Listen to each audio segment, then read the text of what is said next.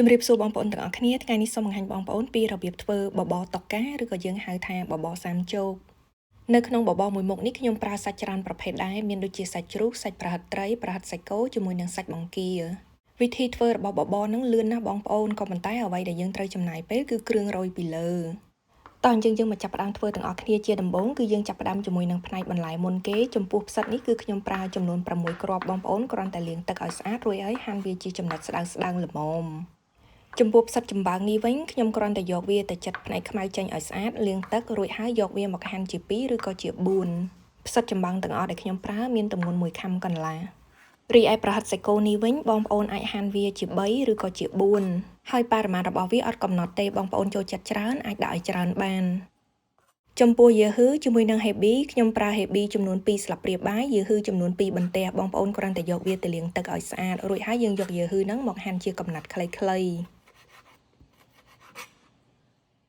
ឥឡូវយើងចូលមកដល់ផ្នែកប្រហិតត្រីវិញម្ដងប្រហិតត្រីនេះគឺមានទម្ងន់2ខាំកន្លះយើងត្រូវផ្សំគ្រឿងជាមួយនឹងប្រហិតត្រីនឹងបន្តិចដែរដើម្បីឲ្យវាមានជាតិអញ្ចឹងខ្ញុំដាក់ម្សៅស៊ុបចំនួនកន្លះស្លាបព្រាកាហ្វេម្រេចម៉ដ្ឋ1/4ស្លាបព្រាកាហ្វេអំបិល1/4ស្លាបព្រាកាហ្វេ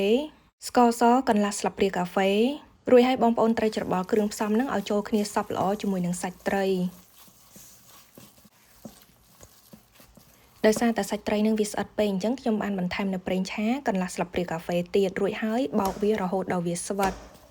នៅពេលដែលយើងច្របល់គ្រឿងចូលគ្នារួចជាមួយនឹងសាច់ត្រីផុនយើងមើលទៅដូចជ្រីទុនក៏ប៉ុន្តែនៅពេលដែលបងប្អូនបោកប្រហែលជា5នាទីឡើងគឺវាចាប់ផ្ដើមរមួតចូលគ្នាហើយបោកប្រហិតត្រីបានរួចរាល់យើងទុកវាមួយឡែកសិនទៅឥឡូវយើងបកមកមើលសាច់ជ្រូកនេះវិញសាច់ជ្រូកគឺខ្ញុំប្រើចំនួន3ខាំហើយយើងត្រូវផ្សំគ្រឿងដូចគ្នាអំបិលកន្លះស្លាបព្រាកាហ្វេម្សៅស៊ុប1/4ស្លាបព្រាកាហ្វេស្ករសកន្លះស្លាបព្រាកាហ្វេម្រេចម៉ដ្ឋ1/4ស្លាបព្រាកាហ្វេខ្ទឹមសចិញ្ច្រាំបន្តិចរួចហើយយើងត្រូវច្របល់គ្រឿងផ្សំជាមួយនឹងសាច់ជ្រូកនឹងរហូតដល់ចូលគ្នាបានសព្វ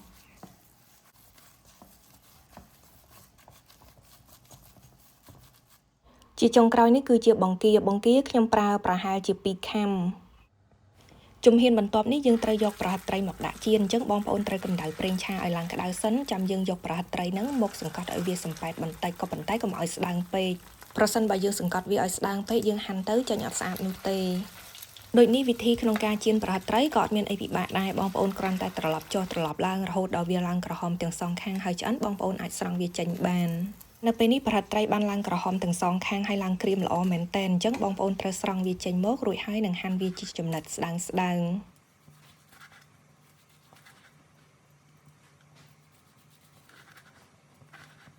ក្រោយពីប្រហិតត្រីត្រៀមបានរួចរាល់អញ្ចឹងយើងអាចចាប់ផ្ដើមមកធ្វើបបរបានជាដំបូងគឺយើងត្រូវចាក់ប្រេងឆា2ស្លាបព្រាបាយកម្ដៅឲ្យវាឡើងក្ដៅសិនរួចហើយដាក់ខ្ទឹមសចូលលីងខ្ទឹមសលើភ្លើងនឹងឲ្យវាឡើងក្រហមតិចបន្ទាប់មកគឺយើងនឹងដាក់ខ្ទឹមក្រហមខ្ញីគល់ខ្ទឹមជាមួយនឹងគល់ជីវ៉ាន់ស៊ុយលីងគ្រឿងទាំងអស់ហ្នឹងនៅលើភ្លើងឲ្យវាឡើងឈ្ងុយបន្តិចហើយយើងអាចចាក់អង្ករចូលបានអង្ករនេះគឺខ្ញុំប្រើចំនួន1កំប៉ុងទឹកដោះគោបងប្អូនត្រូវលាងទឹកឲ្យស្អាតសិនចាំយកវាមកចាក់ចូល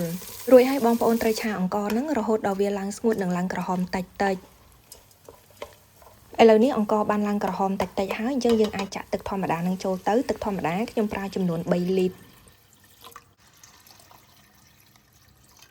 ចាក់ទឹកចូលអស់បងប្អូនគ្រាន់តែកូរច្របល់វាបន្តិចហើយយើងអាចមកផ្សំគ្រឿងដោយដាក់ទឹកត្រីចំនួន3ស្លាបព្រាបាយអំបិលកន្លះស្លាបព្រាបាយម្សៅស៊ុបកន្លះស្លាបព្រាបាយស្ករសកន្លះស្លាបព្រាបាយកូរច្របល់វាបន្តិចរួចហើយយើងដាក់ដាំវារហូតដល់អង្ករយើងរីកល្មម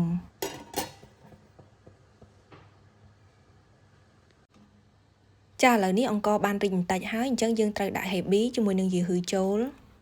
សាច់ជ្រូកចិញ្ច្រាំដែលបានផ្សំគ្រឿងរួចហ្នឹងបងប្អូនគ្រាន់តែយកវាមកលុញចេញជារាងមូលបន្ទាប់មកប្រហិតសាច់គោបងប្អូនដាក់ស្ងោរសាច់ទាំងអស់មិញហ្នឹងប្រហែលជាមួយសន្ទុះរួចហើយចាំយើងដាក់ផ្សិតទាំងពីរប្រភេទនេះចូលក្រោយមកទៀតប្រហិតត្រីជាចុងក្រោយគឺជាសាច់បង្គាកូរច្របល់វាមួយសន្ទុះនិងទុកឲ្យវាពុះបន្តិចរួចហើយគឺយើងនឹងដាក់គល់ខ្ទឹមចូលខ្ទឹមសបំពងរួចច្របល់គ្រឿងចូលគ្នារួចបងប្អូនអាចលើកវាចុះបានបបរតុកាឬក៏បបរសាមជោគហ្នឹងគឺគេធ្វើអត់សូវឲ្យរាវពេកទេបបរហ្នឹងគឺរាងខាប់បែបនេះ ដោយបងប្អូនធ្លាប់ដឹងរួចស្រេចមកហើយបបរតុកកាហ្នឹងគេរោយពីលើមានដូចជាសណ្តែកបណ្ដុះបន្តិចទៅខ្ញីស្លឹកជីរណានិងខ្ទឹមសលីងចាបបរសាមជោគរបស់យើងនៅពេលនេះធ្វើបានរួចរាល់ហើយអញ្ចឹងក៏សូមអរគុណច្រើនចំពោះការទស្សនាវីដេអូមួយនេះហើយប្រសិនបើបងប្អូនមានយោបល់ឬក៏សំណួរអ្វីអាចសរសេរជា comment នៅខាងក្រោមវីដេអូហើយចាំជួបគ្នានៅក្នុងមុខម្ហូបឬក៏បង្អែមបន្តទៀតអរគុណច្រើនជម្រាបលា